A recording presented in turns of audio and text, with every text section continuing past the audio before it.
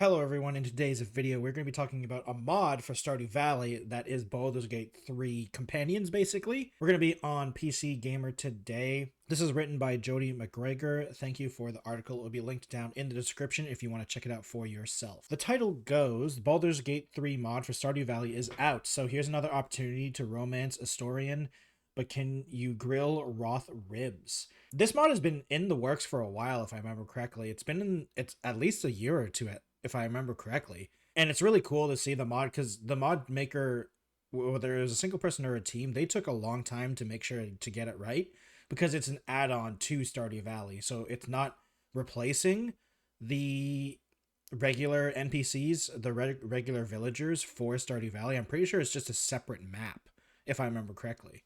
So yeah, pretty sure that's how the mod works, but we'll figure it out.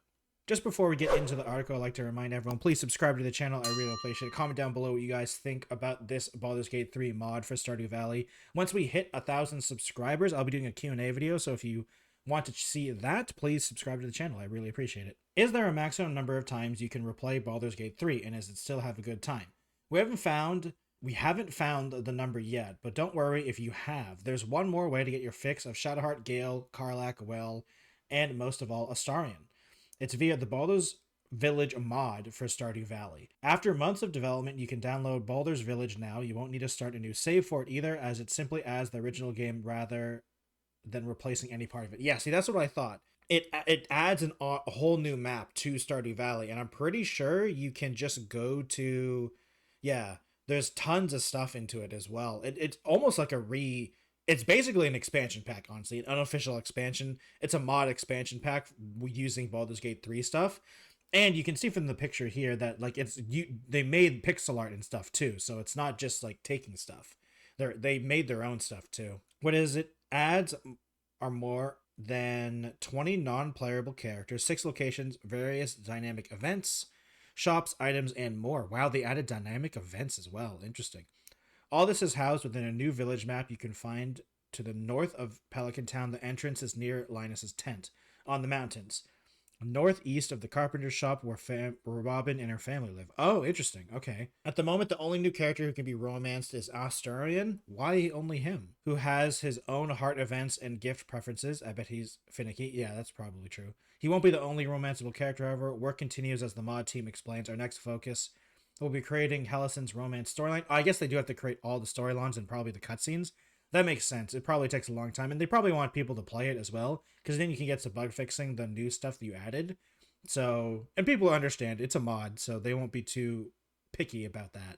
Once completed, we'll shift our attention to expanding the mod's world building, background stories, and gameplay by introducing new features and items. Nice. To get Baldur's Village running, you'll need the Stardew modding API, the content packer, and the portrait mod. That makes sense. Without which you won't be able to see the glorious pixel art portraits of the BG3's cast. When you're talking to a character, press the P key to swap portraits. Oh, interesting. Okay. Baldur's Village can now be found on nexusmods, where it's already racked up almost 4,000 downloads. That's not too bad considering. That's really nice. I'm glad that it's in a playable state for people, and I'm glad they're continuing working on it, and I'm really curious about what types of items and stuff that they've added. I assume it's just like Dungeons and Dragons items from the game, and it's interesting. I guess it's because they added an entire it's an entire romance storyline, which is why Astarion is the only one you can do right now, because I assume they make the 2, 4, 6, 8, 10 heart events as well, which probably takes a lot of work. And then you have to do the cutscenes within those things, all the dialogue. Luckily, it's not voice acted. None of the things in Stardew Valley is voice acted, so it's just text. So you just have to do the text, but you also have to make, well, and the forefront of, if they put 20 NPCs in there, you have to do all the talking to stuff as well. I can't believe they made dynamic events too. That's insane. I don't know anything about the modding for Stardew Valley in terms of like how much you can actually do, but if they can do this much, that's crazy. Because you can make various dynamic events, that's insane. I honestly thought you can only add shops, items, and stuff like that. I would love I wonder if there's a combat overhaul in Stardew, a mod for that, because Stardew Valley's combat is probably the worst aspect of the game, in my opinion. And I really hope one day that I kind of understand that they should never probably overhaul it, but it'd be nice if they can do something about it because sometimes it feels really bad.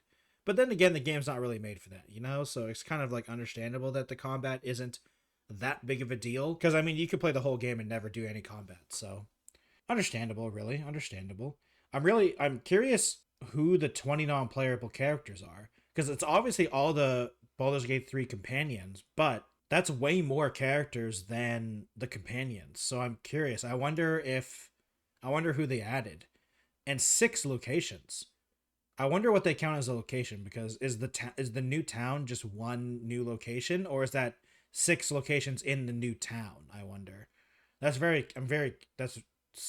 interesting. Very interesting. The biggest thing is that oh man, like with this mod pack, that's so much you have to do within a day of Stardew Valley. I mean, luckily it's Stardew Valley, so there is no real time pressure. But man, they added so much stuff that you can do in a game that already has tons of stuff. That's insane, honestly. So many things. And I'm also curious what it means by press P to swap the portraits. Like, what portrait does it? I wonder what it means when you talk to someone. Like, it shows like a default portrait, and you have to press P to see the actual Baldur's Gate 3 portrait. I've never modded Stardew Valley, so I actually don't know how most of this stuff works because I personally really enjoy the vanilla experience of Stardew Valley.